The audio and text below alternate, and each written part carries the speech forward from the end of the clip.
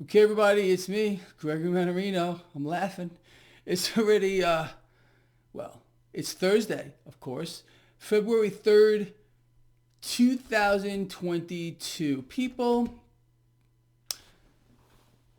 that was just lovely, wasn't it? Oh, you think I'm talking about the stock market or the NASDAQ that got pummeled today? No, I'm not talking about that. I'm talking about the fact that WTI crude just ripped above $90 a barrel. Look, I've been explaining for about a week that this has gotten out of hand. It really has. And a pullback looked like it should occur relatively soon. But look, like I said, you can't pick tops and bottoms. Nobody can. Not Greg Mannarino, not anybody. All right. And I've been saying, don't short this stuff. This move above 90 with WTI is pretty astonishing. Let me explain this to you. Look, what's the big deal here? Well, we have global energy prices rising at their fastest pace. Are you ready? Ever. Okay.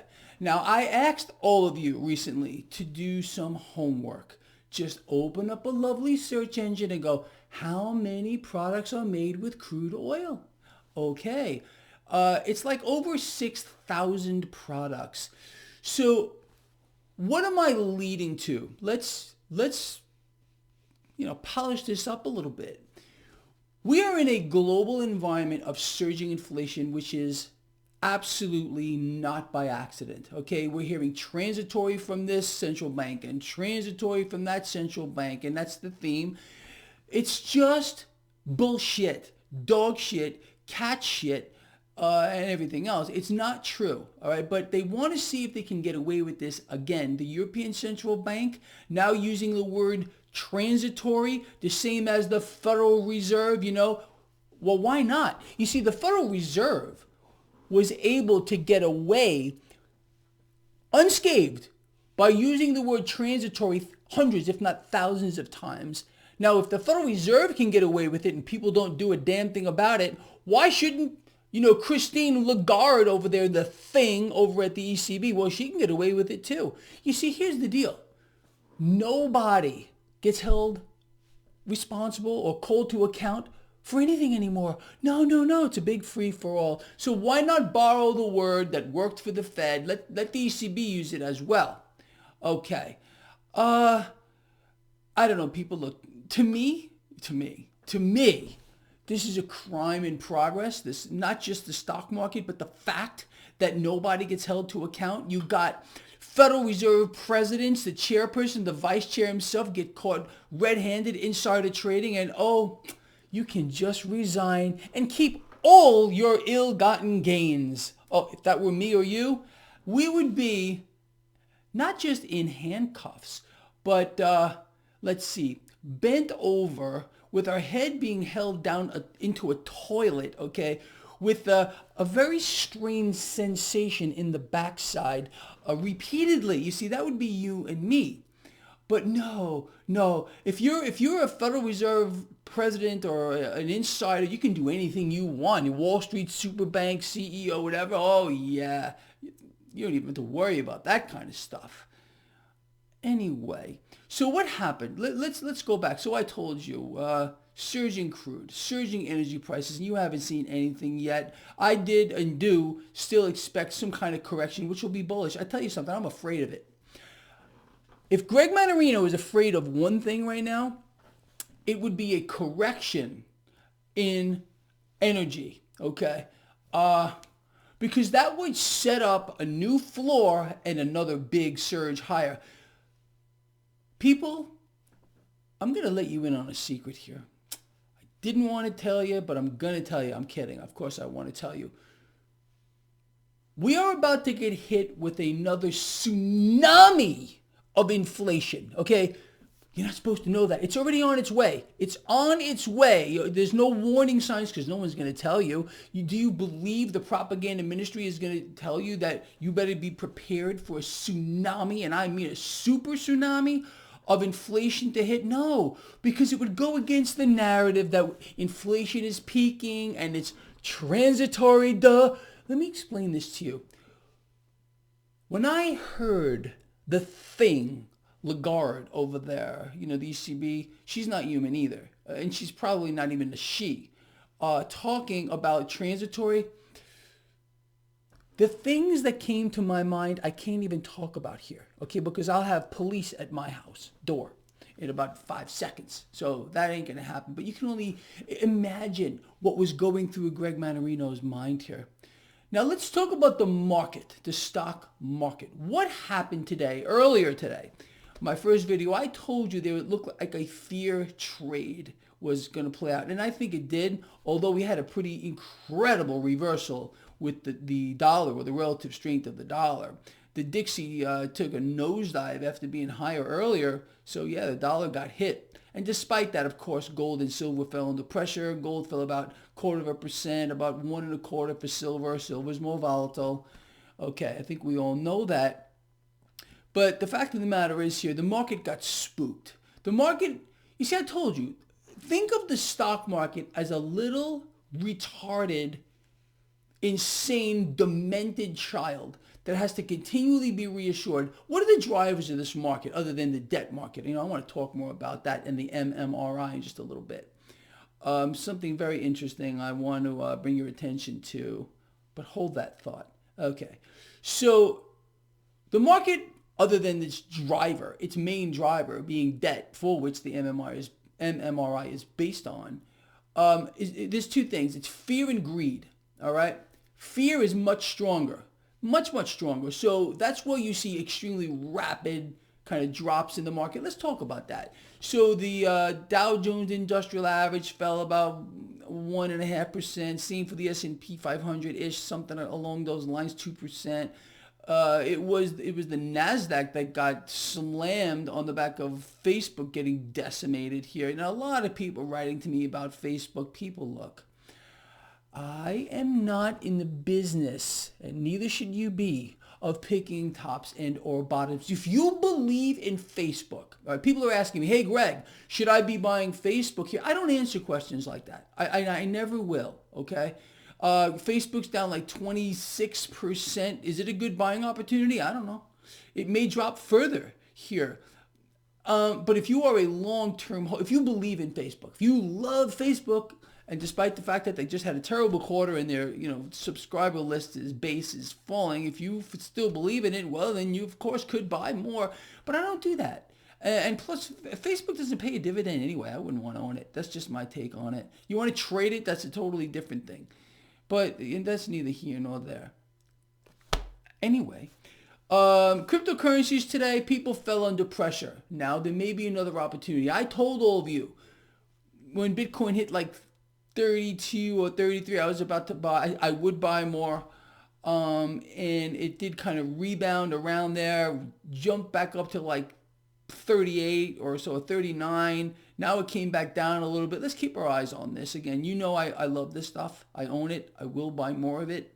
I explained to you in a recent video why I, again, like cryptocurrency based on its market cap, market capitalization. I made a comparison to a Dow component. I explained to you the movement of cash through markets, where I think it's going to go. With that said, hold that thought here. You see, I was writing stuff down again all day long. So Bridgewater Associates, I want to put this into perspective here, created by Ray Dalio. This Bridgewater Associates manages over $200 billion, actually $223 billion in assets. They are saying, and this is a quote, are you ready? Commodities are the most underused inflation hedge. You see, Bridgewater realizes what Greg Mannarino has been telling you for an extremely long period of time. At one point, we're going to get a movement of cash, a tsunami of cash, just like the tsunami of debt that's coming at us. And that tsunami of cash is going to bleed out of the debt market, bleed out of the stock market, and make its way into commodities. And in my view, cryptocurrencies, you're going to see its market cap swell. That's my take on it. You are clearly allowed to have your own. Always do your own research, people. Look, I'm no smarter than you. I really am not. I just do study this stuff like around the clock. And you can see it makes me insane. That's the truth. Only someone that is insane would do what I do. You understand that? It takes you to some strange places, let me tell you. Strange places. So anyway, yeah, so this is interesting, don't you think? Bridgewater Associates. Say that 3 times fast. Bridgewater, I can't even say it once. Bridgewater Associates. Anyway, commodities are the most underused inflation hedge. Well, they're absolutely right in many, many ways here.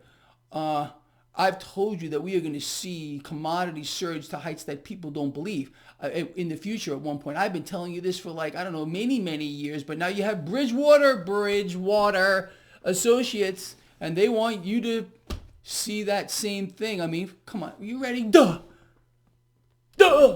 Like I told you, being nuts takes you to some pretty strange places, people.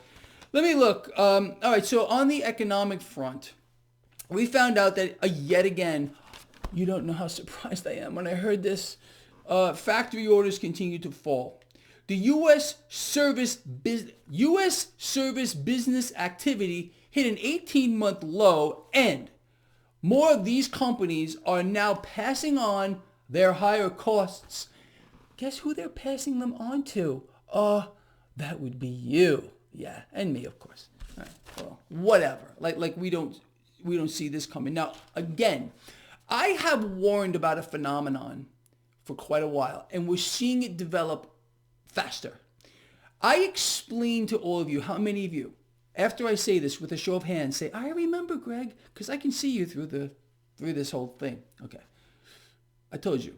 Strange places. Anyway, I've explained to you that we are in the middle of a wipeout of the middle class. I've explained to you that a phenomenon would occur where people who were once members of the middle class would borrow beyond their eyeballs and then some to maintain the illusion that they are still in the middle class, clawing themselves higher.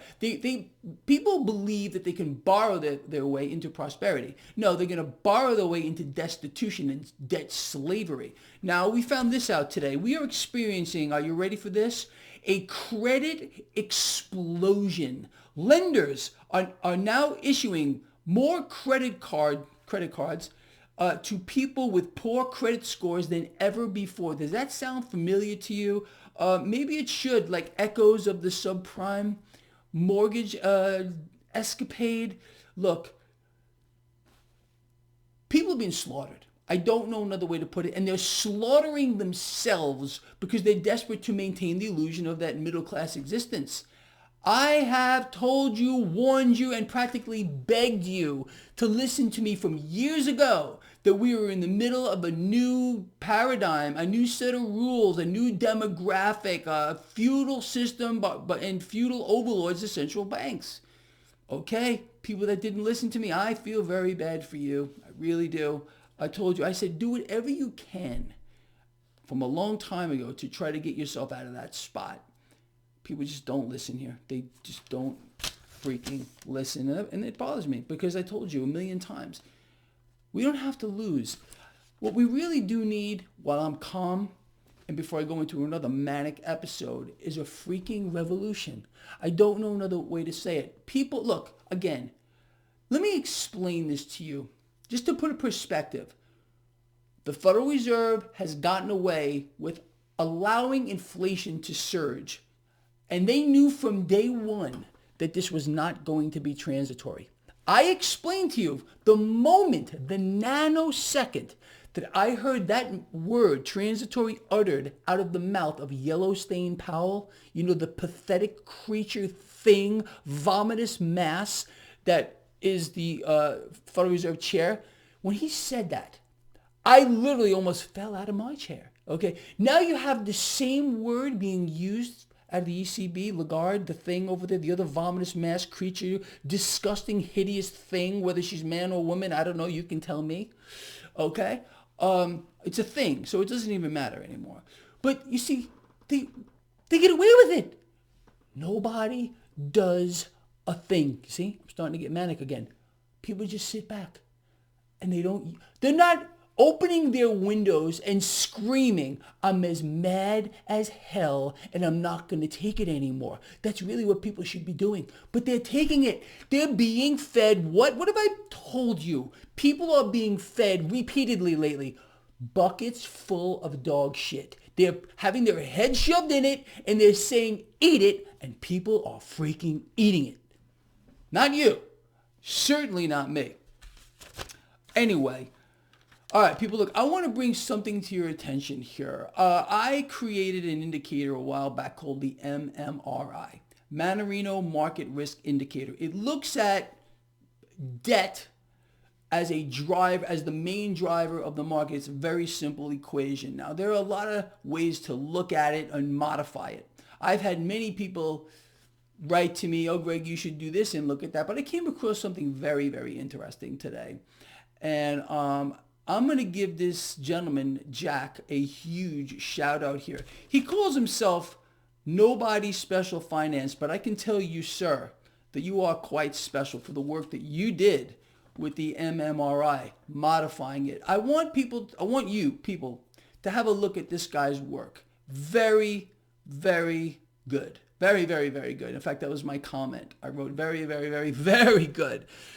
So I'm going to leave a link to Jack's video, Nobody Special Finance, in the description of this video. Check it out. Have a look at his take on the MMRI. Now, again, there are many ways to tweak the MMRI. And believe me, when I was coming up with the MMRI and trying to figure out the most simple way to gauge risk in the market, again, it's not a crash indicator. It's a risk indicator based on debt being a driver. Okay. I considered other ways to play with it. But to me, the MMRI in its current form, which is on my website, traderschoice.net, it works. So my father used to tell me, hey, Greg, if something isn't broke, you should just leave it alone. But anyway, with that said, Jack's perspective on the MMRI, the way he sets this up, is very enlightening. And it's definitely worthwhile looking at. So do yourself a favor when you're done. I think you're going to really enjoy his work. Show him a little lion love. Subscribe to this guy's channel. I think it's good stuff here. So again, in the description of this video, you will see a link to Jack and Nobody Special Finance and his take on the MMRI, his modification. Great work, sir. All right, people, look, I covered a ton of stuff here for you. And I didn't have too bad of a meltdown here or there. But anyway, I want to hear from you. Please let me know what you think of this video. Let me know what you think of Jack's work with the modified MMRI. And I will read the comments as I do. I will try to answer you if I can. I get overwhelmed with this stuff. People, look, how do I say this another way? I love all of you. And I mean that from the heart. I got your back and you got mine. We are a big family. We are a global family. All right, let's welcome Jack in. Okay, Jack's a good guy. I like him. Don't know him personally, but cool person and smart. So anyway, people, look, we got to have each other. All right, we got to support each other, have each other's backs. It's just so important, and pay it forward. Like I say, if you benefit from my work, donate cash to a charity you believe in. If you're one of my lions, you're making money in this market. Although it's kind of bizarre lately. All right, people, look, I'm going to stop. Love all of you. I will see you in the morning. Don't forget, last time, to check out Jack's video, Nobody Special Finance. Link in the description of this video. And I promise. I'll see you in the morning.